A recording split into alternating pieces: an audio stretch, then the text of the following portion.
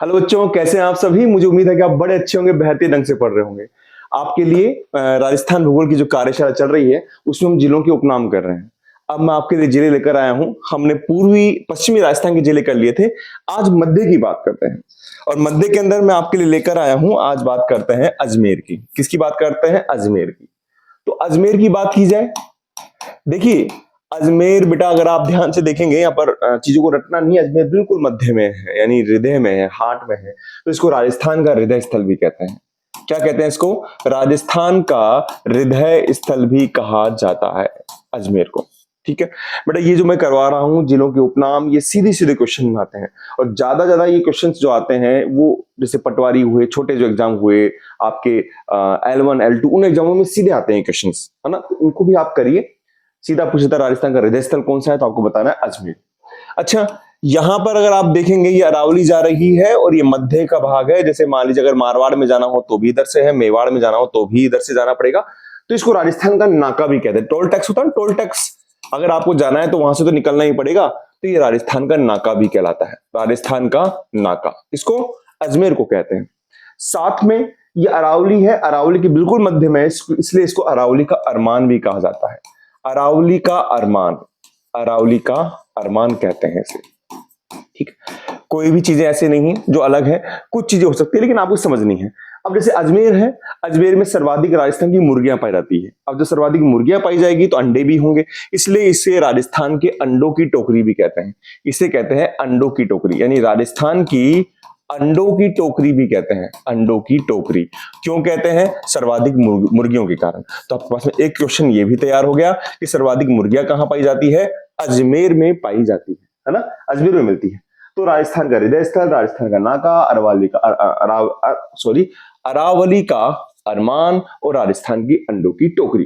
और क्या बात कर सकते हैं सर इसमें? अजमेर में, अजमेर में अगर आपने देखा होगा तो यहाँ पर ख्वाजा मोइनुद्दीन चिश्ती की दरगाह है, जो मुस्लिमों के लिए काफी धार्मिक स्थल है। हिंदू भी वहां पर जाते हैं। तो इसे भारत का मक्का भी कहते हैं। अजमेर को भारत का मक्का भी कहा जाता है। और क्यों कहा जाता है? तो यहाँ पर ख्वाजा की दरगाह है, आप इस कारण समझ सकते हैं। और इसी कारण मैंने कहा यहाँ पर हिंदू और मुस्लिम दोनों जाते हैं, इसलिए सांप्रदायिक सौहार्द का शहर भी कहते हैं। अजमेर को सांप्रदायिक सौहार्द का शहर भी कहा जाता है। सौहार्द का शहर भी कहा जाता है। ठीक है, ये चीजें आपको एक कनेक्ट कर रही होगी एक दूसरे से, आपको ऐसे लग नहीं रहा होगा आपको याद करना पड़ रहा है। ठीक है ना। इसी को ही यहाँ पर अजमेर के अंदर आप देखेंगे, यहाँ पर HMT जो हिंदुस्तान मशीन टूल्स जो घड़ियां बनाती थी, वो कारखाना यहाँ पर था, है अब बंद हो गया है। इस कारण से घड़ियों का शहर भी कहा जाता है। घड़ियों का शहर भी कहा जाता है ना, आपके अजमेर को। और सबसे बड़ी बात, यहां पर जिब्राल्टर दुर्ग है, इस कारण यहां पर तारागढ़ दुर्ग है, तारागढ़ दुर्ग, इसलिए इसको पूर्व का जिब्राल्टर भी कहा जाता है। पूर्व का जिब्राल्टर भी कहा जाता है। किसको? अजमेर को। और अजमेर में किसको? तारागढ़ दुर्ग को। तारागढ़ दुर्ग को पूर्व का जिब्राल्टर भी कहा जाता है। ये अजमेर के बारे में बात हो गई। अजमेर को हम मेरवाड़ा भी कहते हैं, ये भी आपने पढ़ रखा है, मेरवाड़ा कहते हैं। अच्छा, इसी में ही अजमेर में एक जगह है पुष्कर। पुष्कर की बात करें, नहीं रहे अपन रह नहीं सकते, पुष्कर की बात करनी पड़ेगी। हमारे तीर्थ में सर्वाधिक महत्वपूर्ण स्थान है। इसी को पुष्कर को हम क्या कहते हैं? पंचम तीर्थ भी कहते हैं। पंचम तीर्थ भी कहते हैं। पुष्कर को ही हम तीर्थ राज भी कहते हैं। तीर्थ राज भी कहते हैं। पुष्कर को ही हम तीर्थों का मामा भी कहते हैं। तीर्थों का मामा। अभी हम तीर्थों का मामा पढ़ रहे हैं, हम तीर्थों का भांजा भी पढ़ेंगे और तीर्थों की नानी भी पढ़ेंगे, है ना। तो आप देखिएगा, पंचम तीर्थ भी कहते हैं, तीर्थ राज भी कहते हैं, तीर्थों का मामा भी कहते हैं और कोंकण तीर्थ भी कह देते हैं। कोंकण तीर्थ भी कह देते हैं। तो आपको यहां पर यही याद रखना है। ये सब पुष्कर के अंदर है। ठीक है। अच्छा, आपने बताया तीर्थों का मामा है, तो तीर्थों की आप बात करें सर, तीर्थों की नानी कहां पर है, तीर्थों का भांजा कहां पर है, वो बात करेंगे। लेकिन मैं बता देता हूं, तीर्थों का भांजा मंचकुंड धौलपुर के अंदर है ना। अब यहीं से अपन बात करें तो अपन जयपुर में एक जगह छूट गई थी शायद, मेरे ख्याल से जयपुर में ही एक ऐसा ही धार्मिक स्थल है और उसका नाम है गलता, है ना। जयपुर के अंदर मैं यहां पर ले लेता हूं साथ में, इसके साथ में गलता। गलता, ठीक है ना, गलता जी है। अच्छा, इनको मंकी वैली भी कहते हैं। क्या कहते हैं? मंकी वैली भी कहते हैं। मंकी वैली क्यों? बंदर ही बंदर चारों तरफ। इसको राजस्थान की मिनी काशी भी कहा जाता है। राजस्थान की मिनी काशी भी कहा जाता है। है ना। जैसे राजस्थान की काशी अपन जयपुर को कह देते हैं, तो राजस्थान की मिनी काशी, चारों तरफ मंदिर ही मंदिर है, तो राजस्थान की मिनी काशी भी कहा जाता है गलता जी को। ठीक है, तो मंकी वैली भी हो गई, राजस्थान की मिनी काशी भी हो गई। ऐसे ही जयपुर में एक स्थान है सांभर, सांभर, सांभर झील का आपने पता होगा। इसको सॉल्ट सिटी भी कहते हैं, सांभर को सॉल्ट सिटी। जैसे अपने फलौदी की बात की थी, यहां पर देवयानी स्थान है, देवयानी, तो देवयानी तीर्थ भी कहते हैं, और इसे ही तीर्थों की नानी कहा जाता है, तीर्थों की नानी कहा जाता है। किसको? देवयानी को, देवयानी। और देवयानी कहां पर है? सांभर में है सर, देवयानी कहां पर है? सांभर में। उसको तीर्थों की नानी कहते हैं। मैं एक बात सारी के साथ चीजें लेकर आऊंगा लास्ट में आपके तीर्थों की। जैसे अपन बात करते हैं राजस्थान का कश्मीर कौन सा है, पूर्वी राजस्थान का कश्मीर कौन सा, सब चीजों को अपन एक साथ करेंगे। तो तीर्थों का मामा पुष्कर हो गया, तीर्थों का भांजा मंचकुंड धौलपुर हो गया, और तीर्थों की नानी देवयानी हो गई आपके सांभर के अंदर। ठीक है, जयपुर के अंदर ही एक स्थान है, उसको अपन ढूंढाड़ का पुष्कर कहते हैं, ढूंढाड़ का पुष्कर, और वो है जमवा रामगढ़। क्या नाम है? जमवा रामगढ़ है, और वहीं पर ही जमवा माता का मंदिर है, जो कछवा वंशों की, कछवा जो राजवंश है उनकी कुल देवी है। तो जमवा ढूंढाड़ का पुष्कर किसको कहा गया है? ढूंढाड़ का पुष्कर जमवा रामगढ़ को कहा गया है। ठीक है, ये चीज हम कर लेंगे। अब इसके साथ में हम देखते हैं, यहाँ पर अजमेर के साथ में हम लेते हैं केकड़ी, है ना। कुछ केकड़ी को ले लेते हैं, ब्यावर को ले लेते हैं, भीलवाड़ा को ले लेते हैं, है ना। तो पहले केकड़ी को लेते हैं। केकड़ी, केकड़ी का जो प्राचीन नाम है वो है कंकवती। क्या नाम है? कंकवती है। इसके साथ में केकड़ी, यहां पर आपके जो केकड़ी है इसमें अजमेर से जगह ली गई, इसका नाम है भिनाए। भिनाए, ये भिनाए को बगड़वातों की, बगड़ जो बगड़वात है, गुजर है, उनकी धरा भी कहा जाता है। यानी जो गुजर समाज है उसकी धरा भी कहा जाता है भिनाए को। बगड़वातों की धरा, बगड़वातों की धरा कहा जाता है आपके यहाँ पर केकड़ी। अच्छा, केकड़ी के बाद में हम लेंगे यहाँ पर, आप ले लीजिए ब्यावर। देखिए ब्यावर के बारे में ऐसा कुछ ज्यादा नहीं है। ब्यावर के अजमेर में था पहले, अब इसको ब्यावर को अलग जिला बना दिया गया। बताया था मैंने आपको, मात्र एक ऐसा जिला है जो 4 जिलों को पुनर्गठित तोड़कर बनाया गया है। और बात की थी कि ब्यावर पाली को बनाया, राजसमंद बनाया, भीलवाड़ा को बनाया, और एक अजमेर को तोड़कर बनाया, है ना। ब्यावर के लिए कहा गया है कि ब्यावर को अंग्रेज थे कर्नल डिक्सन, कर्नल डिक्सन, वो क्या करते थे, ब्यावर में मेर जाति जो थी वो क्या करती थी, अंग्रेजों को परेशान करती थी, लूटपाट करती थी, थोड़ा सा परेशान करती थी। तो वो ये कहते थे कि यहां पर आने से पहले आप बी अवेयर रहें। क्या रहें? Be aware. तो बोलते थे किसी को भी यहां पर आ रहे हैं तो बी अवेयर रहना है, आपको जागरूक रहना है, आपको थोड़ा सजग रहना है। इसलिए इसी का नाम बी अवेयर से क्या पड़ गया? ब्यावर पड़ गया। क्या पड़ गया? ब्यावर पड़ गया। ठीक है, तो ये ब्यावर के लिए है कि ब्यावर, कर्नल डिक्सन ने नाम दिया था ब्यावर। अब हम लेते हैं भीलवाड़ा। क्या नाम लेते हैं? भीलवाड़ा। भीलवाड़ा काफी मोस्ट है। तो भीलवाड़ा में देखिए, भीलवाड़ा को राजस्थान का मैनचेस्टर कहा जाता है, राजस्थान का मैनचेस्टर कहा जाता है। देखिए मैनचेस्टर इंग्लैंड में एक स्थान है जो सूती वस्त्र के लिए प्रसिद्ध है, इसलिए इसको राजस्थान का मैनचेस्टर कहा जाता है। क्यों कहा जाता है? तो आपको ध्यान रखना है, सूती वस्त्र के लिए कहा जाता है, सूती वस्त्र के लिए इसको राजस्थान का मैनचेस्टर कहा जाता है। इसको वस्त्र नगरी भी कह सकते हैं, वस्त्र नगरी भी कह सकते हैं भीलवाड़ा को। यहां पर आप टेक्सटाइल सिटी भी कह सकते हैं, टेक्सटाइल सिटी भी कहा जाता है। भाई भीलवाड़ा के नाम है, टेक्सटाइल सिटी भी कहा जाता है। यहां पर अब्रक की ईंटें भी पाई जाती है, अब्रक के लिए प्रसिद्ध है, इसलिए इसको अब्रक नगरी भी कहा जाता है। और इसको कहते हैं टाउन ऑफ एक्सपोर्ट एक्सीलेंस है, क्योंकि चीजें एक्सपोर्ट होती है यहाँ पर कपड़े। और टाउन ऑफ एक्सपोर्ट, एक्सपोर्ट का मतलब चीजों को भेजना, निर्यात करना, एक्सीलेंस भी कहा जाता है। ये सब भीलवाड़ा की बातें हो गई है। भीलवाड़ा में और चीज भी हम ले सकते हैं। भीलवाड़ा में क्या लेंगे सर? आपने एक स्थान पढ़ा होगा जिसका नाम है बिजोलिया, आपने पढ़ा है बिल्कुल। तो बिजोलिया जो है इसको विजयवल्ली कहा गया है, इसका जो प्राचीन नाम है वो विजयवल्ली कहा गया है।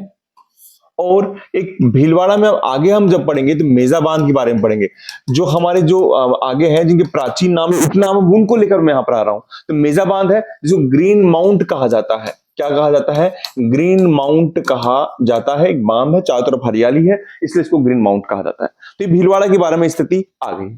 अब देखिए, अब हम यहां पर क्या पढ़ेंगे? हमने पश्चिम की बात कर ली, हम दक्षिण में भी लेके चले गए।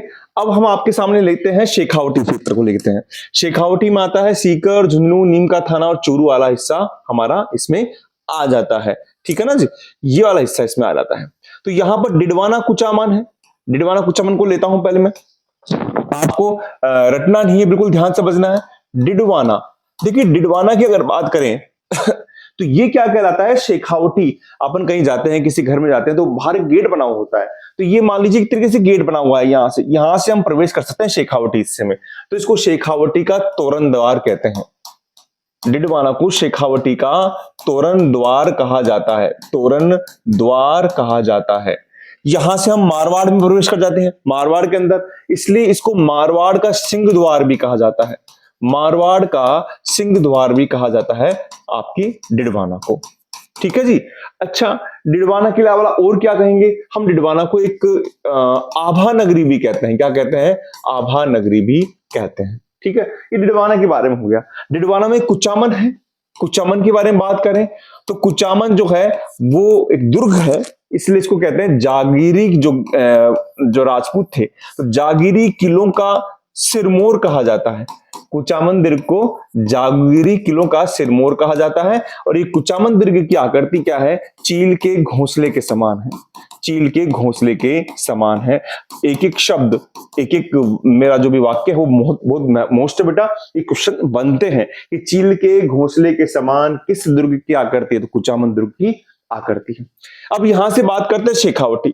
इस शेखावटी में सबसे जो महत्वपूर्ण हिस्सा हम बात करें बेटा, वो यहाँ पर झुंझुनू है। क्या है, झुंझुनू है। तो झुंझुनू के लिए बात करें हम यहाँ पर, देखिए झुंझुनू की बात करते हैं तो झुंझुनू को क्या कहते हैं हम, यहां पर शेखावटी जो है, शेखावटी का इसको सिरमौर कहेंगे। यानी आपका चूरू भी है, झुंझुनू भी है, सीकर भी है, नीम का थाना, लेकिन झुंझुनू इसके लिए प्रसिद्ध है तो इसको शेखावटी का सिरमौर कहा जाता है।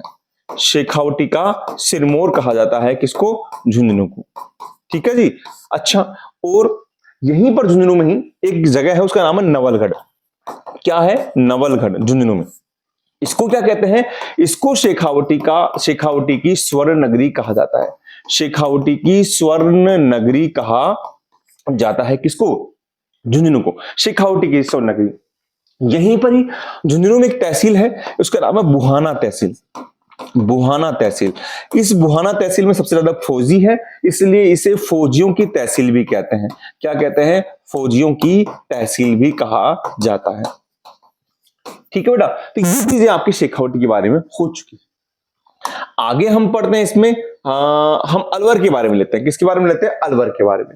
देखिए अलवर के बारे में लें तो काफी चीजें आपको पता भी होगी और आप इसको याद भी रखिएगा कि अलवर को राजस्थान का सिंह द्वार कहा जाता है। हमने बात करी अभी शेखावटी का सिंह, मतलब मारवाड़ का सिंह द्वार अभी डिडवाना को कह दिया, लेकिन राजस्थान का सिंह द्वार बोलेंगे तो अलवर को बोलेंगे। राजस्थान का प्रवेश द्वार बोलेंगे तो भरतपुर के बारे में पढ़ेंगे। धौलपुर पूर्वी राजस्थान का प्रवेश द्वार है। हम ये सब चीजों को एक साथ पढ़ेंगे। तो राजस्थान का सिंह द्वार कौन है, अलवर है। इसको राजस्थान का स्कॉटलैंड भी कहा जाता है। अलवर को राजस्थान का स्कॉटलैंड भी कहा जाता है।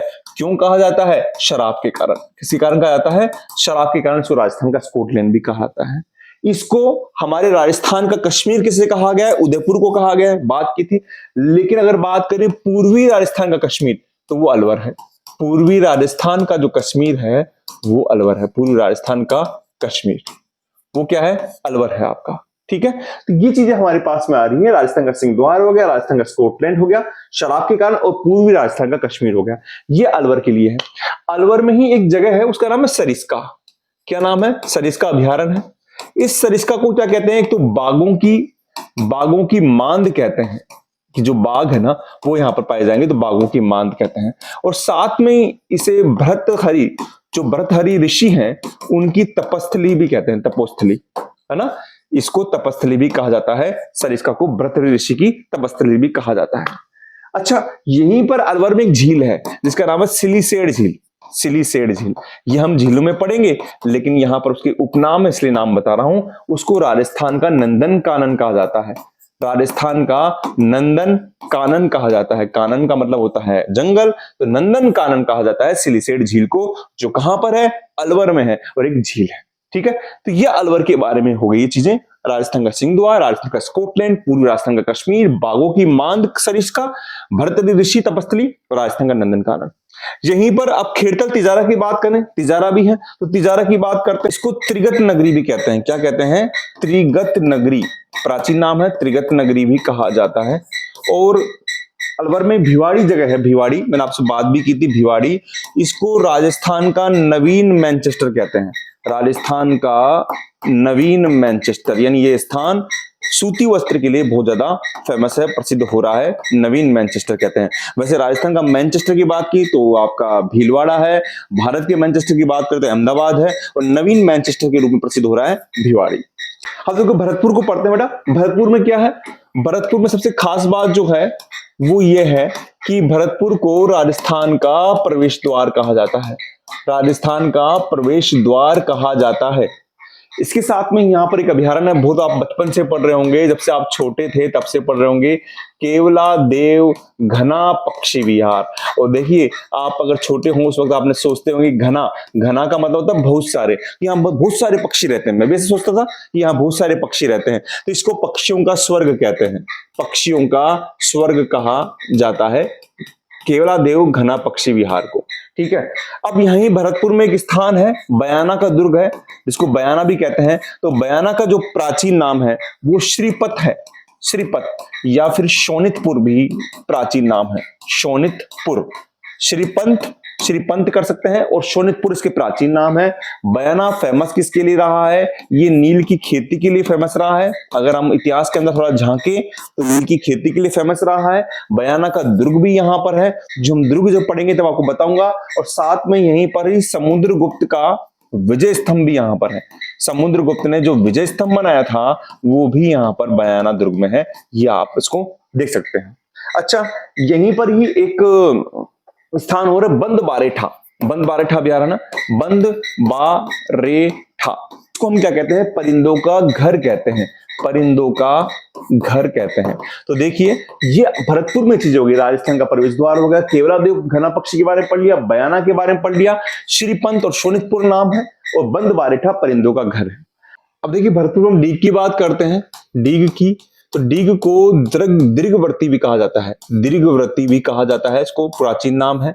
और इसको जल महलों की नगरी भी कहते हैं, जल महलों की नगरी भी कहते हैं। और जल महलों की नगरी भी कहते हैं, यहाँ के शासक थे बदन सिंह है, सूरज जाट है, सूरजमल जाट है, उन्होंने यहाँ पर महल बनाए थे, इसलिए इसको जल महलों की नगरी भी कहते हैं। अब हमारे पास में जो बच गया डीग, तो हमने कर ही लिया, डीग हमने कर लिया। डीग के बाद में हम धौलपुर पे आते हैं, धौलपुर को पढ़ेंगे हम। देखिए धौलपुर, इसके बारे में आप पहले भी काफी पढ़ चुके हैं। धौलपुर के बारे में पढ़ाने से पहले बताना चाहूंगा मैं आपको, यहां पर एक कंफ्यूज होता है बेटा, वापस बता देता हूं मैं आपको कि राजस्थान का सिंह द्वार अलवर है, राजस्थान का प्रवेश द्वार भरतपुर है, और पूर्वी राजस्थान का जो प्रवेश द्वार है, पूर्वी राजस्थान का प्रवेश द्वार वो धौलपुर है।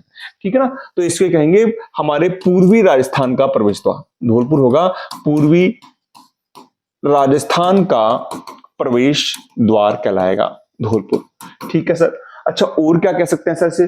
धौलपुर के प्राचीन नाम लीजिए आप, इसको कोठी भी कहते हैं, कोठी, और धवलपुर भी कहते हैं, धवलपुरी भी कहते हैं। कोठी बहुत ज्यादा प्रसिद्ध है, कोठी नाम एग्जाम में आता है, धवलपुरी भी कहते हैं।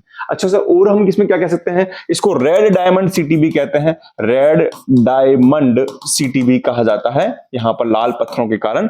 और यहाँ पर सबसे पहले सूर्योदय उदय होता है, क्योंकि पूरब के अंदर है, आपको पता ही है, पूरब में है, तो इसको क्या कहते हैं अपन? सर्वप्रथम सूर्योदय वाला जिला भी कहा जाता है, जो सबसे पहले सूर्योदय होगा यहीं पर होगा, इसको वो जिला भी कहा जाता है। यहीं पर एक स्थान है धौलपुर में ही, मंचकुंड, मंचकुंड, और इसको कहते हैं हम तीर्थों का भांजा कहते हैं, तीर्थों का भांजा कहते हैं। तो आप बोलेंगे सर आपने तीर्थों का मामा बताया था, पुष्कर में बताया था, तीर्थों की नानी बताई थी वो सांभर में बताई थी देवयानी, और तीर्थों का भांजा मंचकुंड है। अच्छा, इसको मैंने एक चीज तो बताई थी, डांग का राजा और डांग की रानी, आपको याद हो तो, डांग की रानी बताई थी मैंने करौली, और डांग का राजा था धौलपुर। ठीक है, तो ये हमने चीजें पढ़ ली थी, काफी मोस्ट है, एग्जाम में सीधी आती है, आपको बस टिक लगाना पड़ता है। अच्छा आगे देखिए, हम इसके अंदर यहां पर एक चीज और देख लीजिए आप, ये टोंक की बात भी कर लीजिए, टोंक रह गया था। टोंक को क्या कहते हैं? नवाबों की नगरी कहा जाता है, नवाबों की नगरी कहा जाता है। और साथ में इसको राजस्थान का प्राचीन टाटा नगर भी कहते हैं, टाटा नगर, यहां पर सिक्के मिलते थे इसलिए इसको राजस्थान का प्राचीन टाटा नगर भी कहते हैं। बात हो रही है टोंक की। ठीक है, अब हमारे पास में रह गया ये सब, कोटा बूंदी बारां झालावाड़ रह गया जी, इसको भी कर लेते हैं, कोटा बूंदी बारां झालावाड़।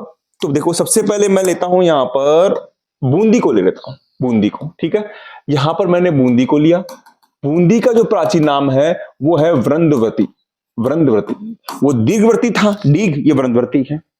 इसको जब मुगल शासक आए तब इसका नाम फर्रुखाबाद भी रखा गया, फर्रुखाबाद भी रख दिया गया इसका, फर्रुखाबाद भी इसका नाम रखा बूंदी का। इसी को बावड़ियों का शहर भी कहते हैं, बावड़ियों का शहर भी कहा जाता है बूंदी को, और इसको राजस्थान की काशी भी कहते हैं, राजस्थान की काशी भी कहा जाता है इसको, बूंदी को। बूंदी में ही एक अभयारण्य है, काफी प्रसिद्ध है, रामगढ़ विषधारी अभयारण्य, ठीक है।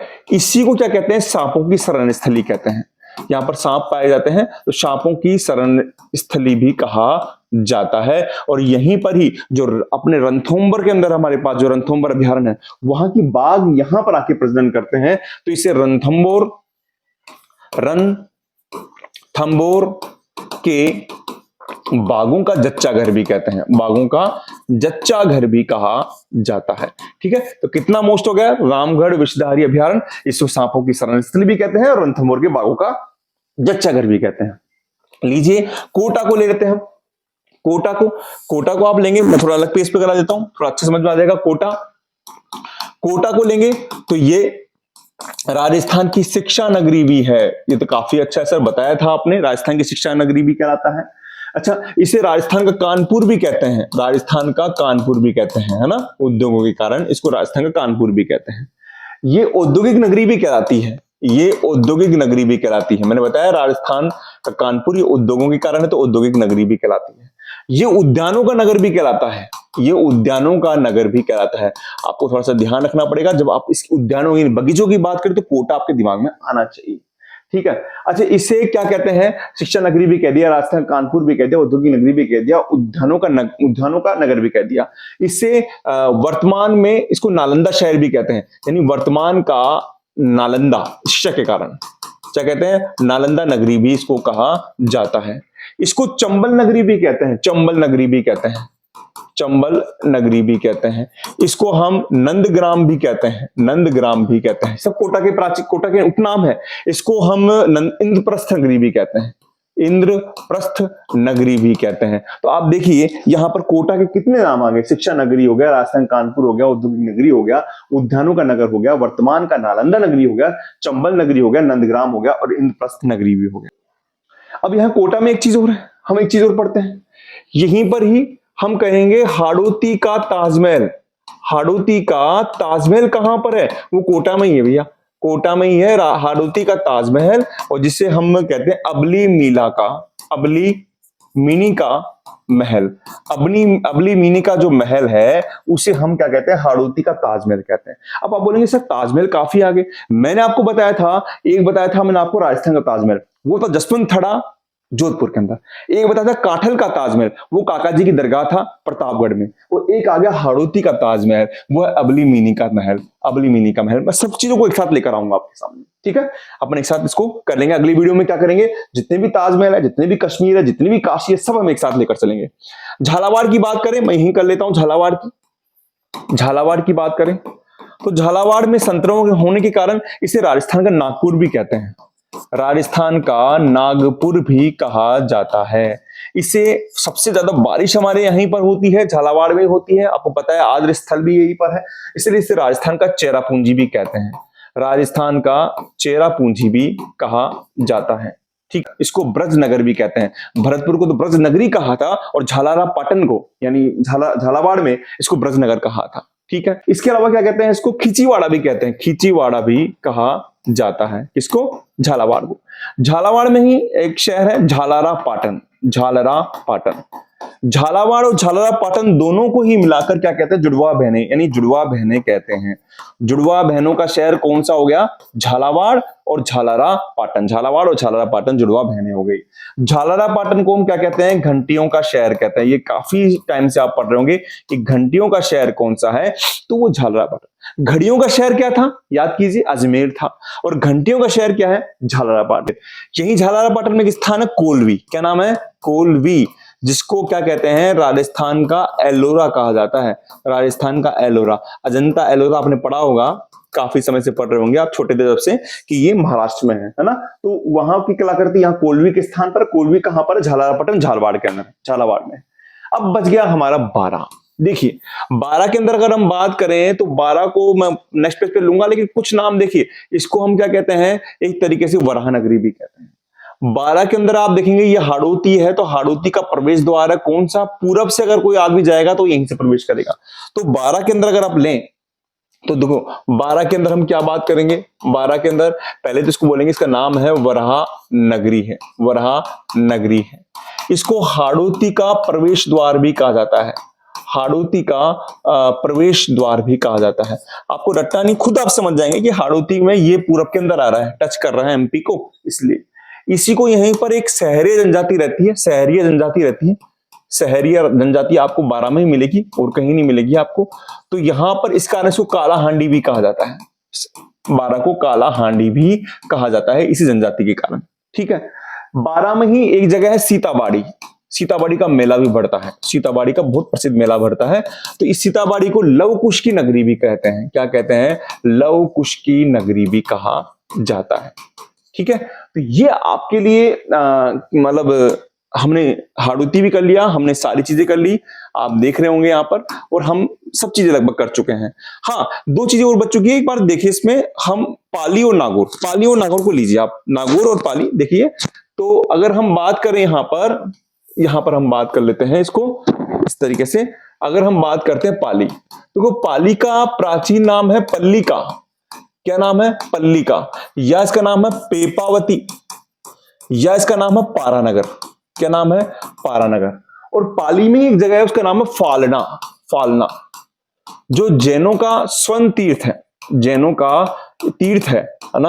और ये फालना को क्या कहते हैं कि आपको मैंने पहले बताया था, ये गोडवाड़ बेसिन कहलाता है, गोडवाड़ बेसिन। तो पाली के अंदर जो फालना है ना, उसको हम कहते हैं,